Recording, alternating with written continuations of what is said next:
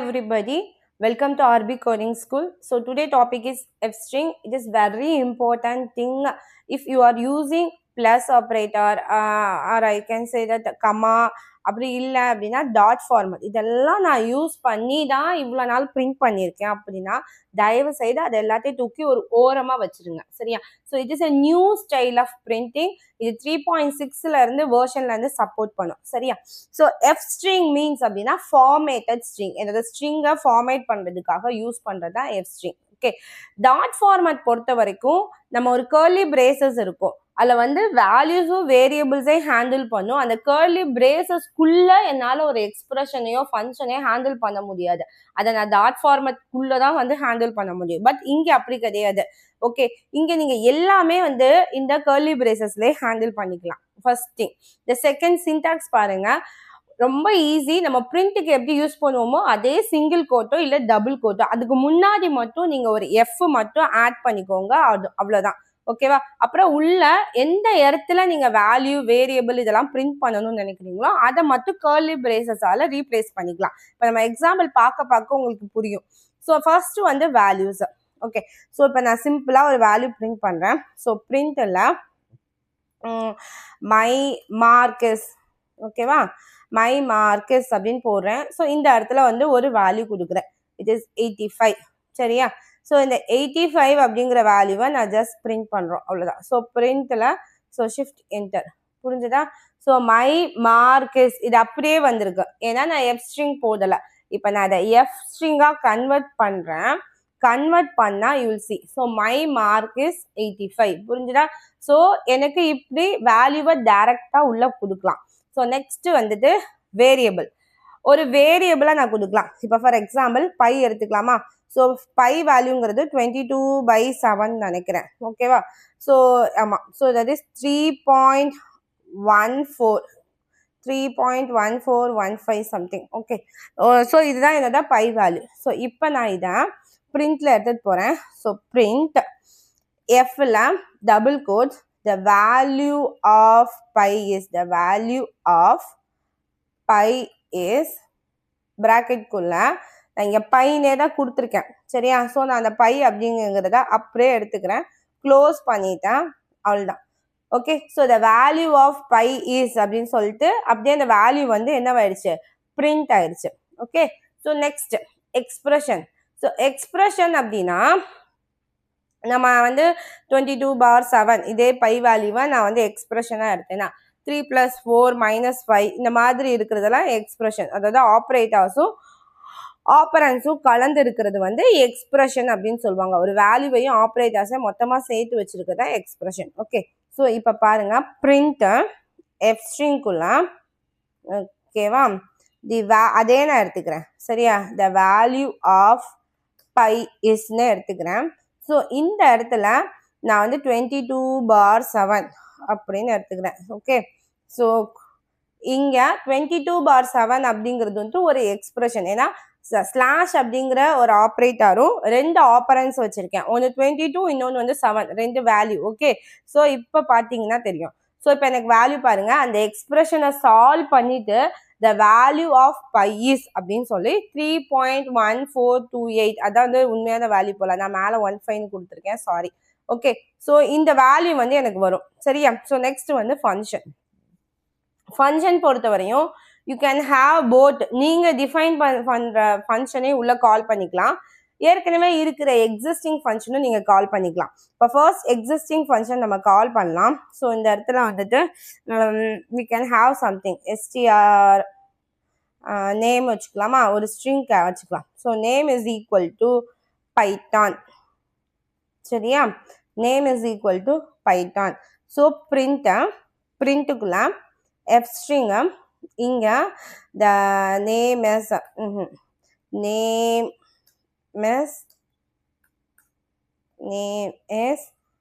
அவ்வளோதான். கர்லி பிரேசஸ்க்குள்ள I'm giving name நான் அப்படியே எடுத்துக்கிறேன். இப்போ இந்த நேமை நான் என்ன பண்ணுறேன், ஏற்கனவே இருக்கிற ஒரு ஃபங்க்ஷனை வச்சு கால் பண்ணேன். ஸோ நேம் டாட் அப்பருங்கிறது ஒரு ஃபங்க்ஷன். அப்போ அந்த இடத்துல என்ன ஆகும் அப்படின்னா எல்லா வேல்யூவுமே வந்துட்டு அப்பராக மாறிடும். Okay, so can you see Python அப்படிங்கிறது வந்து நான் ஸ்மால் லெட்டர்ல இருக்கு. இந்த இடத்துல நான் ஒரு ஃபங்க்ஷன் கால் பண்ணியிருக்கேன். அந்த ஃபங்க்ஷன் பேர் வந்து அப்பருங்கிற ஃபங்க்ஷனை நான் கால் பண்ணியிருக்கேன். ஸோ நேம் இஸ் பைத்தான் அப்படிங்கிறது எல்லாமே வந்துட்டு கேபிட்டலாக மாறிது. ஸோ அவ்வளோதான். இது போக நம்ம வந்துட்டு நம்மளே ஒரு ஃபங்க்ஷன் டிஃபைன் பண்ணி அதையும் இதுக்குள்ள நான் கால் பண்ணிக்கலாம். இப்போ நம்ம ஒரு ஃபங்க்ஷன் கிரியேட் பண்ணலாம். நம்ம ஏற்கனவே பார்த்த ஃபங்க்ஷனே பண்ணலாம். ஸோ டெஃப் ஆட் ப்ராக்கெட்குள்ள 2 value a, b colon. So இந்த இடத்துல வந்துட்டு output is return a plus b. அவ்வளோதான். ஸோ ஈஸியாக 2 லைன் தான். இப்போ நான் பிரிண்ட் பண்ணுறேன். ஸோ பிரிண்ட்டில் f string the addition of two number addition of 4 and 5 is போட்டாச்சா. ஸோ இங்கே நான் வந்து கால் பண்ணுறேன். add அப்படிங்கிற ஃபங்க்ஷனை நான் கால் பண்ணுறேன். உள்ளுக்குள்ள ஐ ஹாவ் டு பாஸ் 4,5. இப்போ க்ளோஸ் பண்ணியிருக்கேன். நான் இங்கே என்ன பண்ணியிருக்கேன்னா ஒரு ஃபங்க்ஷன் கிரியேட் பண்ணியிருக்கேன். அந்த ஃபங்க்ஷனை இந்த கர்லி பிரேசஸ்குள்ளேயே நான் வந்து கால் பண்ணியிருக்கேன். முன்னாடி எஃப் போட்டிருக்கேன். இது வந்து ஒரு எஃப் ஸ்ட்ரிங், சரியா. ஸோ டேரக்டா இப்போ நம்ம வந்து இதை பிரிண்ட் பண்ணோம்னா the addition of 4 and 5 is 9. So இங்கே ஆடுங்கிற ஃபங்க்ஷன் பார்த்ததுமே நான் கிரியேட் பண்ணியிருக்க ஃபங்க்ஷனுக்கு போகும். அதோட ரிட்டர்ன் வேல்யூ என்ன இருக்குன்னா ஏவும் பியும் எது போதும் அது ரெண்டும் ஆட் பண்ணி ரிட்டர்ன் வருது. அவ்வளோதான். ஸோ இது வந்துட்டு நம்ம யூஸராக டிஃபைன் பண்ணுற ஃபங்க்ஷனையும் எதுக்குள்ளே எடுத்துக்கலாம்னா எஃப் ஸ்ட்ரிங்கோட கர்லி பிரேசஸ்குள்ளே எடுத்துக்கலாம். அவ்வளோதான். இதுதான் எஃப் ஸ்ட்ரிங் தான். பட் நான் இன்னைக்கு வரைக்குமே பிரிண்ட்டில் இது 4வது கிளாஸ்ன்னு நினைக்கிறேன்.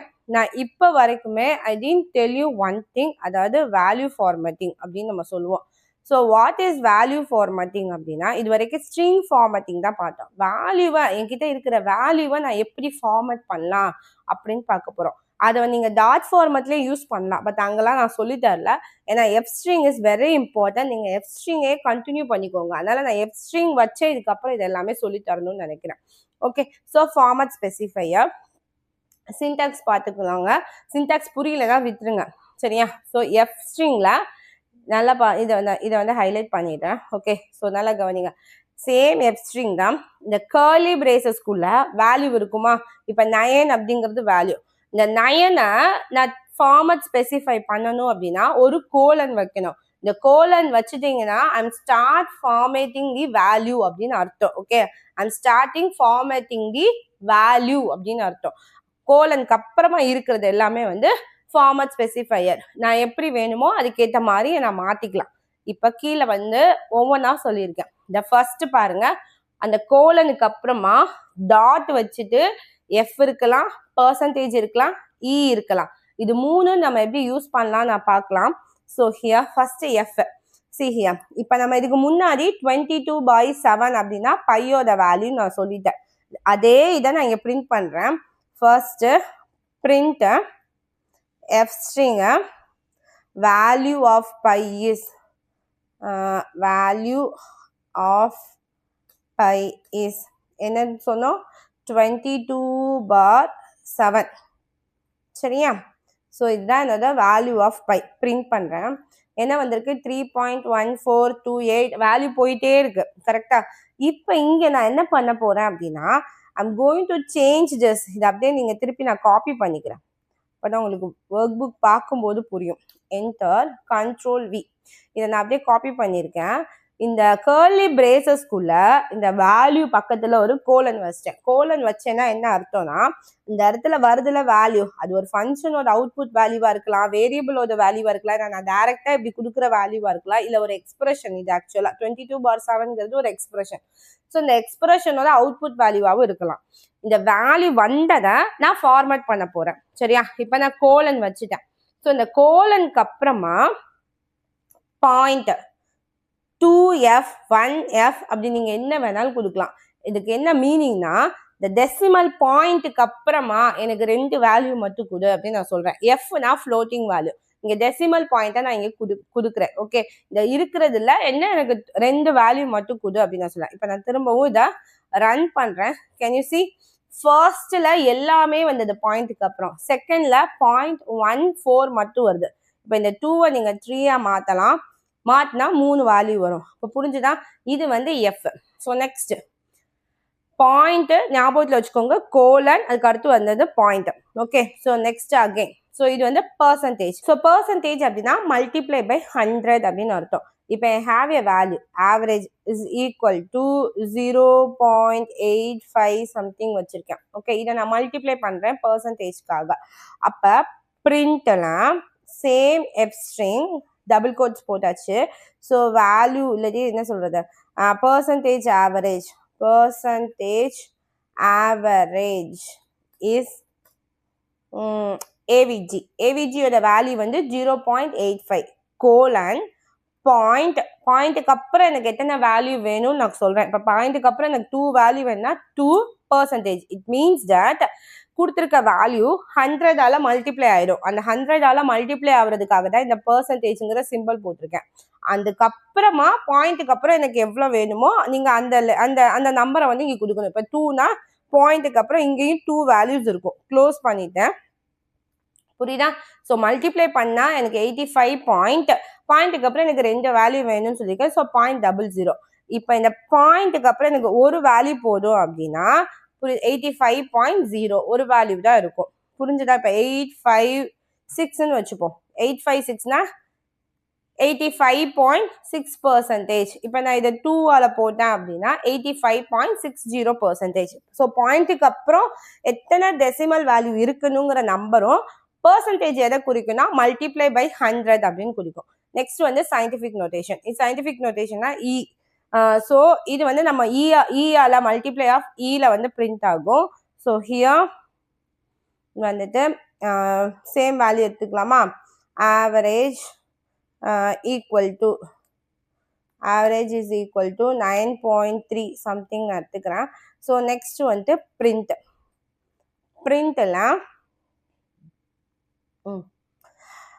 பிரிண்ட்ல f string. Okay, the average same தான். ஸோ 9.3 வந்து என்னோட வேல்யூ. ஓகே, ஸோ ஆவரேஜ் நான் அப்படியே எடுத்துக்கிறேன். கோலன் அதுக்கப்புறமா பாயிண்ட் வச்சுட்டு you have to give E. So 2E அப்படின்னு நான் கொடுக்குறேன். இ எங்கே இருக்கு? இ. சரியா? ஸோ க்ளோஸ் பண்ணிடுங்க, ஷிஃப்ட் என்டர். இப்போ புரியுதா?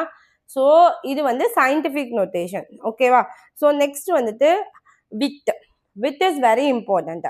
மொத்தம் எத்தனை ஸ்பேஸ் எடுத்துக்கணும் அப்படிங்கிறத விட்டு சொல்லும். அது வந்து கோலனுக்கு அப்புறமா நான் வித்தை வந்து அப்படியே கொடுக்கலாம். இப்போ ஃபார் எக்ஸாம்பிள், இப்போ நான் வந்துட்டு என்னோட நேம் எடுத்துக்கலாமா? பைத்தான் எடுத்துக்கலாம். நேம் இஸ் ஈக்குவல் டு, நீங்கள் நம்பருக்கும் பண்ணலாம், சேம் தான், ஒன்றும் பெருசாக டிஃப்ரென்ஸ் இல்லை. Name is equal to Python அப்படின்னு கொடுத்துட்டேன். இப்போ நாம் வந்து பிரிண்ட் பண்ணுறோம் எஃப் ஸ்ட்ரிங். ஸோ எஃப் ஸ்ட்ரிங்கில் தி நேம் சும்மா சிம்பிளாக கொடுத்துடலாமா? நேம், அவ்வளோதான். ஸோ நேம்குள்ள ஐ ஹாவ் நேம்.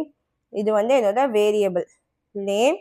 அதுக்கப்புறம் இப்போ நம்ம என்ன பண்ண போகிறோம்னா கோலன் வித் பைத்தான் மொத்தம் 6 லெட்டர்ஸ் இருக்குது. நான் இப்போ இங்கே ஒரு 15 கொடுக்குறேன். ஓகேவா? ஸோ 15 லெட்டர்ஸ் கொடுத்துருக்கேன் அப்படின்னா இட் மீன்ஸ் தட் எனக்கு 15 ஸ்பேசஸ் வந்து எனக்காக வந்து அலோகேட் ஆகும்.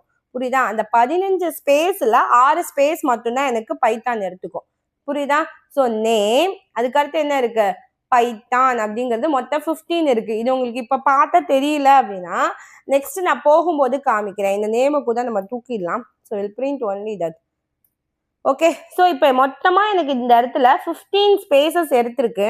இந்த 15 ஸ்பேசஸ்ல இருந்து நான் யூஸ் பண்ணியிருக்கிறது இவ்வளோதான். மீதம் ஃபுல்லாக இருக்கு. அதை நான் நெக்ஸ்ட் வரும்போது காமிக்கிறேன். இப்போ இந்த விட்டும் அந்த டெசிமல் பாயிண்ட்டையும் சேர்த்து நம்ம கொடுக்கலாம். ஓகேவா? ஸோ அப்போனா நீங்கள் என்ன பண்ணணும் அப்படின்னா சிஹியா you have to print avg-னே வச்சுப்போமா? avg is equal to 0.89 something. So next பிரிண்ட்ல நான் எதுவும் கொடுக்கல இனிமேல், ஏன்னா டைம் வேஸ்ட் ஆகுது. எஃப் ஸ்ட்ரிங்குள்ள 0.89. ஓகே, ஃபர்ஸ்ட் நான் விட்டு கொடுக்குறேன். ஸோ என்னோட விட்டு வந்து ஒரு 15 இல்லை 20 கூட எது வேணாலும் கொடுத்துக்கோங்க. ஸோ விட்டு வந்து மொத்தமாக எடுக்க போகிற வேல்யூ வந்து 15. அதுக்கப்புறமா டெசிமலுக்கு 0.2f இல்லை 2f 2% உங்களுக்கு என்ன வேணுமோ நீங்கள் எடுத்துக்கோங்க. நான் ஏற்கனவே இங்கே 2f தான் இருக்குது. So let's take the value as 3.14567 3 something. So இங்கேயுமே we'll take this as average. Okay. So average 15, அதுக்கடுத்து 0.2f அப்படின்னு நான் கொடுத்துருக்கேன். இதை நீங்கள் வந்து அடுத்து க்ளோஸ் பண்ணிடலாம். இப்போ பார்த்தீங்கன்னா உங்களுக்கு தெரியும். ஸோ மொத்தமாக எத்தனை எடுத்திருக்கு? 15 பிளேசஸ் எடுத்திருக்கு. இப்போ இங்கே எங்கே பிரிண்ட் ஆகிருக்கு பாருங்கள், 3.15. ஸோ மொத்தமாக 15 பிளேசஸ் எடுத்திருக்கு. அதுக்கு அடுத்து வந்து 0.2f அப்படிங்கிறது என்னன்னா, எனக்கு பாயிண்ட்டுக்கு அப்புறம் 2 வேல்யூ மட்டும் எடுத்திருக்கு. ஸோ கோலனுக்கு அப்புறம் ஃபர்ஸ்ட் வித்து இருந்துச்சுன்னா, உங்களுக்கு வித்து தேவைப்பட்டுச்சுன்னா வித்தை யூஸ் பண்ணிட்டு அதுக்கப்புறமா தான் நீங்க வந்துட்டு பாயிண்ட் வந்து யூஸ் பண்ணணும். இதுதான் அந்த விஷயம். ஸோ நெக்ஸ்ட் வந்து அலைன்மெண்ட். ஸோ அலைன்மெண்ட் அப்படின்னா இவ்வளோ ஸ்பேஸ் எடுத்துக்கிச்சுல, அப்போ இந்த ஸ்பேஸ்ல என்னோட அவுட்புட் வந்து சென்டரா வேணுமா, லெஃப்டா வேணுமா, ரைட்டா வேணுமா அப்படிங்கிறத நான் டிசைட் பண்றது தான் வந்து அலைன்மெண்ட். ஸோ இதை அப்படியே காப்பி பண்ணிக்கலாம். Ctrl+C Ctrl+V காப்பி பண்ணிட்டேன். இப்போ அலைன்மெண்ட் அப்படிங்கிறதுக்கு see here நான் வந்து லெஸ் தென் சிம்பிள் கொடுத்தேன் அப்படின்னா எனக்கு எங்கே பிரிண்ட் ஆகும்னா லெஃப்ட் சைடாக போயிடும். ஓகே. கிரேட்டர் தென் சிம்பிள் கொடுத்தேன் அப்படின்னா எனக்கு எங்கே பிரிண்ட் ஆகும்னா ரைட் சைடோட ஃபுல் கார்னருக்கு போயிட்டு அங்கேருந்து எடுத்துக்கும். சென்டராக பிரிண்ட் பண்ணணும் அப்படின்னா யூ ஹாவ் டு கிவ் என்ன சொல் பவருக்கு நம்ம கொடுப்போம்ல 2^3 அப்படின்னா. ஸோ அந்த மாதிரி இது வந்து கேரட் சிம்பிள் இதுக்கு பேர். ஸோ இது மாதிரி பவர் சிம்பிள் கொடுக்கணும். ஓகே. இப்படி கொடுத்தீங்க அப்படின்னா you will get at the centre. அவ்வளோதான். இப்போ பேடிங்னா ஒன்றும் இல்லை. இப்போ இதுக்கு முன்னாடியும் பின்னாடியும் ஸ்பேஸ் இருக்கு. இல்லை நான் முன்னாடி பிரிண்ட் பண்ணால் மீத இருக்கிறதெல்லாம் ஸ்பேசஸ் இருக்குல்ல. ஸோ அந்த இது பேர் தான் வந்துட்டு பேடிங். சரியா? ஸோ ஹியர் ஸோ இதே இதை நம்ம எடுத்துக்கலாம். சேம் அப்படியே எடுத்துக்கலாம். Ctrl+C Ctrl+V. இப்போ எனக்கு இது எப்படி பிரிண்ட் ஆச்சு, இப்படி பிரிண்ட் ஆச்சு. அப்போ இதுக்கு முன்னாடி பின்னாடி எல்லாம் எனக்கு பேடிங் தேவைப்படுது. இப்போ ஃபார் எக்ஸாம்பிள் ஸோ வேல்யூ வந்துட்டு லெஸ் தென் நான் கொடுக்குறேன். ஓகேவா? இல்லை கிரேட்டர் தென் கொடுக்குறேன். அப்போ தான் புரியும். ஓகே. ஸோ கிரேட்டர் தென் நான் கொடுக்குறேன். ஓகேவா? So here first padding. அப்போ இங்கே நான் வந்து 0 ஆட் பண்ணுறேன். கோலன் என்னோட பேடிங்க்கு நான் 000 ஏன்னா நம்பர் இது கரெக்டா, அதனால நான் 0000 ஆட் பண்ணிக்கிறேன். இப்போ ஷிஃப்ட் என்டர். இப்போ புரியுதா? ஸோ என்ன நம்பர்ல மீத இருக்கிற எல்லா ஸ்பேசஸ்லையும் என்ன இருக்குன்னா 0000 இருக்கு.